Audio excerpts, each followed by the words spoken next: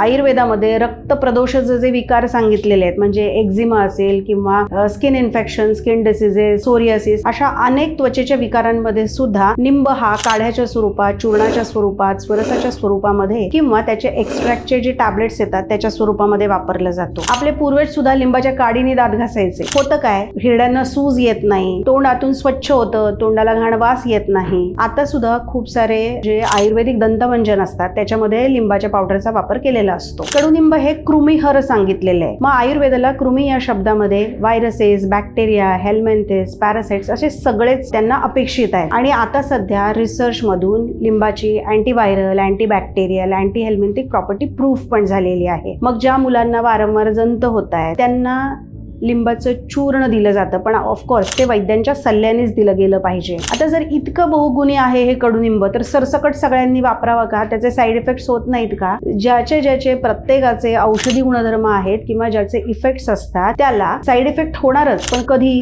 चुकीच्या पद्धतीने, चुकीच्या प्रकृतीच्या लोकांनी किंवा चुकीच्या कंडिशन्स मध्ये वापरलं तर. ज्यांना डायबिटीस आहे अशा लोकांनी निंब खूप चांगले, पुढे जाऊन कार्बंकल प्रिव्हेंट होऊ शकतं म्हणून रेग्युलरली निंब चूर्ण घेतोय असंही काही करू नका. तुम्ही तुमच्या डॉक्टरांना त्यासाठी नक्की भेटा.